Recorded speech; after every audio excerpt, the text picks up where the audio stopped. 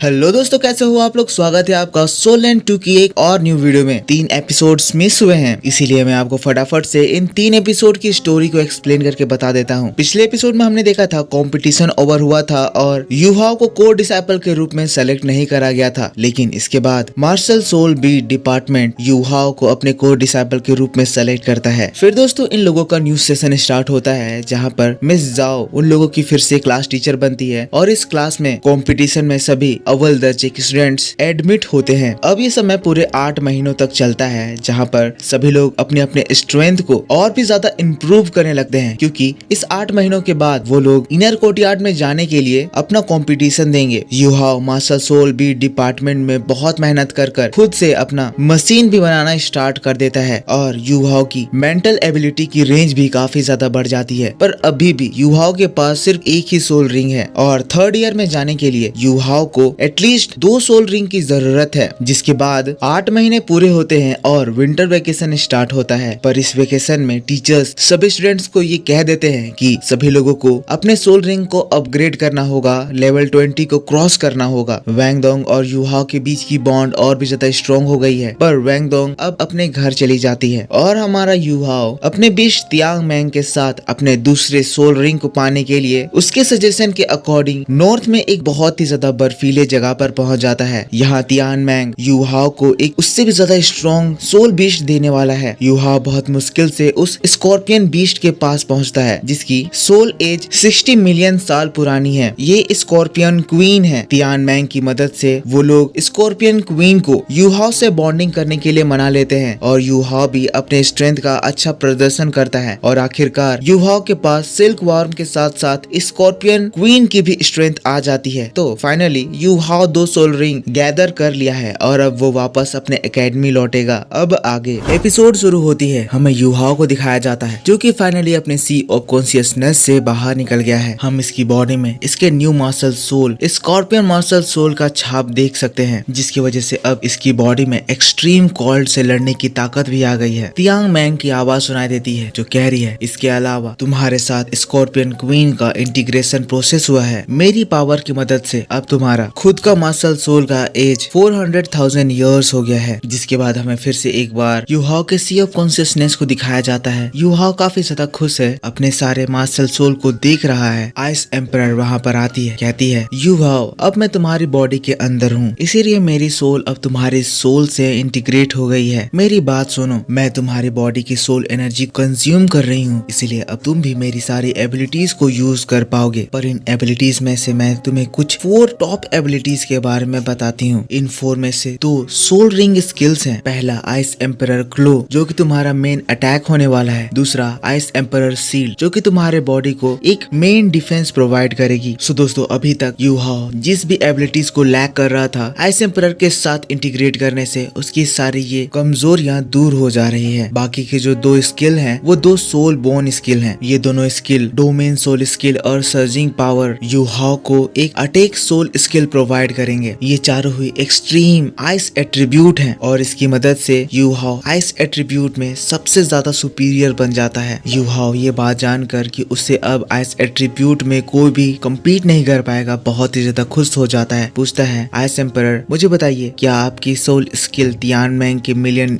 Year soul skill से भी ज्यादा स्ट्रॉन्गर है? आइस एम्परर कहती है, इसकी मिलेनियम स्किल हायर है, पर फिर भी इसकी फाइटिंग एबिलिटी से मेरी स्किल बहुत ही ज्यादा ऊपर है। युहाओ अभी तक तुम मार्शल सोल के स्पिरिट सपोर्ट ब्रांच पे थे, पर अब तुम मेरी मार्शल सोल की मदद से अटैक ब्रांच पे भी जा सकते हो। अब ये सारी बातों को कहकर फिर आइस एम्परर वहाँ से रेस्ट करने के लिए डीप स्लीप में चली जाती है और युहाओ एक एक करके अपने सभी मार्शल सोल को देख रहा है। तियान मैंग और आइस एम्परर और इलेक्ट्रोलक्स की ये मार्शल सोल युहाओ के सी ऑफ कॉन्शियसनेस को बहुत ही ज्यादा ब्यूटीफुल बना रही है। लेकिन तभी तियान मैंग कहता है, युहाओ भले ही तुम सेकेंड मार्शल सोल गैदर कर लिए हो, पर अभी भी तुम्हारी first martial soul second soul ring lack करती है। ये बात सुनकर युहाओ घबराने लगता है। कहता है, मिस जाओ ने कहा था कि सेकंड सोल रिंग लाना बहुत ही ज्यादा इम्पोर्टेंट है, इसके बिना वो उसको एकेडमी में घुसने भी नहीं देगी। अब जैसे कि ये लोग आइस एम्परर से मार्शल सोल गैदर करे हैं, इन लोगों को अब एक बीस्ट को मारकर एक नॉर्मल सोल रिंग गैदर करना होगा। और तभी वहाँ पे आइस लायन की एंट्री होती है। तियान मैंग कहती है, तुम्हारे सेकंड सोल रिंग का इंतजाम हो गया। युहाओ इसको को देखकर घबरा जाता है क्योंकि इस बीस्ट की सोल रिंग और इसकी स्ट्रेंथ बहुत ही ज्यादा स्ट्रॉन्ग है। पर अब यू हाओ के पास 2 स्ट्रॉन्ग मार्शल सोल है, इसीलिए यू हाओ इसके ऊपर हमला करता है। पर ये सीन शिफ्ट हो जाता है और हम लोगों को श्रेक एकेडमी को दिखाया जाता है। आज वो दिन है जब सभी स्टूडेंट्स श्रेक एकेडमी वापस लौट रहे हैं क्योंकि कल श्रेक एकेडमी का ओपनिंग सेरेमनी होने वाला है। इन लोगों की छुट्टियां खत्म हो चुकी है, इसीलिए हम लोगों को वैंगडोंग को दिखाया जाता है जो कि यू हाओ से मिलने के लिए काफी ज्यादा एक्साइटेड है। वैंगडोंग बहुत ही ज्यादा तेजी से साइकिल में श्रेक एकेडमी में एंटर करती है, ये सोचकर कि उसने आने में देरी कर दी। यू हाओ उसका इंतजार कर रहा होगा। बहुत ही तेजी से जाती है और उन लोगों के लॉज अपने कमरे में पहुंचती है। दरवाजा खोलती है तो देखती है यू हाओ वहाँ होता ही नहीं है। अगला सीन वैंगडोंग मिस जाओ के पास पहुंच गई है जहाँ उसको बताती है कि यू हाओ यहाँ नहीं है। ये जानकर मिसेस जाओ भी बहुत ही ज्यादा शॉक हो जाती है क्योंकि सभी को पता है कि यू हाओ अपनी सेकंड सोल रिंग कलेक्ट करने के लिए गया था और सेकंड सोल रिंग बीस्ट को मारकर ही कलेक्ट करा जा सकता है। ऐसी पॉसिबिलिटी है कि यू हाओ उस बीस्ट से लड़ते वक्त मारा गया हो, इसीलिए सभी लोग घबराने लगते हैं। मिसेस जाओ कहती है शायद यू हाओ आ गया हो, शायद वो तांग क्लैन में गया हो। ये बात सुनकर फिर वैंगडोंग तुरंत ही तांग क्लैन में जाती है। वहाँ पर तांग्या और बीबी से पूछती है, वहाँ भी पता चलता है कि उन्होंने यू हाओ को नहीं देखा। सियाओ सियाओ के पास जाती है, मार्शल सोल बी डिपार्टमेंट जाती है, जितने भी लोग उसे जानते थे उन सभी के पास जाकर यू हाओ के बारे में पूछती है। मार्केट में पूरे श्रेक एकेडमी में तलाश करती है पर यू हाओ का उसे कहीं भी पता नहीं चलता है। अब ये बात जानकर वैंगडोंग बहुत ही ज्यादा सैड हो जाती है और फिर बहुत ही ज्यादा घबराने लगती है। नदी के पास बैठकर वो तो एकदम रोने ही लगती है, सोच रही है कि शायद यू हाओ को कुछ हो गया क्योंकि मिसेस जाओ से उसे ये भी बात पता चली कि यू हाओ जो सोल रिंग कलेक्ट करने के लिए गया था वो अपने साथ एक टीचर को ले जाने वाला था, पर कहीं से भी कोई टीचर की डिमांड नहीं हुई है, यानी कि यू हाओ सोल रिंग कलेक्ट करने के लिए अकेला ही गया है। ये सारी बातें सोचकर वैंगडोंग फूट फूट कर रो रही है और उसकी हालत बहुत ही ज्यादा खराब हो गई है। यू हाओ को वो मिस कर रही है, रूम में जा रही है, उसके साथ पहली मुलाकात को याद कर रही है। ऐसे ही दोस्तों काफी दिन बीत जाते हैं। वैंगडोंग सैड यू हाओ का इंतजार ही कर रही है, बैठी हुई है, रो रही है। लेकिन एक दिन यू हाओ हड़बड़ाते हुए दरवाजे से घुसता है। उसकी नजर वैंगडोंग पर नहीं जाती है। वो छटपटाते हुए क्लास के लिए लेट हो रहा था, इसीलिए अपने बुक्स कलेक्ट करने लगता है। पर वैंगडोंग जो उसके लिए सेब लाई थी उससे फिसल कर गिरता है। नीचे देखता है कि वैंगडोंग उसके सामने बेड के नीचे बैठी हुई है। ये देखकर यू हाओ घबरा जाता है, एज उसने कहा था कि वो वैंगडोंग का इंतजार करेगा और उसी ने वैंगडोंग को इतना इंतजार करवा दिया। अब जैसे ही वैंगडोंग यू हाओ को देखती है वो गुस्से से आग बबूला हो जाती है। यू हाओ को एक जोरदार पंच मारकर उड़ा देती है, लेकिन उसके बाद खुद ही वो एकदम जोर जोर से रोने लगती है। उससे कहने लगती है तुम आखिर कहाँ चले गए थे, हम लोग तुम्हारे लिए कितने ज्यादा परेशान हो गए थे, तुम अपने साथ कोई टीचर को क्यों नहीं लेके गए। तो फिर यू हाओ वैंगडोंग को समझाता है, कहता है वैंगडोंग मैं तुम्हें सारी चीजें अच्छे से एक्सप्लेन करूंगा। सीन यहाँ से शिफ्ट होता है और वो लोग सभी अब मिस जाओ के पास पहुंच चुके हैं। यू हाओ को देखकर मिस जाओ भी उसके ऊपर चिल्लाती है और फिर इस बीच में हुए उसके साथ इंसिडेंट के बारे में पूछती है क्योंकि यू हाओ पूरे 4 महीनों से लापता है। फिर तब यू हाओ कहता है मिस जाओ मैं आपसे ये पूछना चाहता हूँ कि अगर मार्शल सोल रिंग ब्रेक हो जाए तो क्या होगा। ये बात सुनकर वो सभी लोग शॉक्ड हो जाते हैं, ये सोचकर कि यू हाओ ने अपना सोल रिंग ब्रेक कर दिया। जल्दी से पूछते हैं तो फिर यू हाओ भी पॉजिटिव आंसर देता है, लेकिन बैकग्राउंड में हम ये समझते हैं कि ये सब कुछ यू हाओ और तियान मैंग की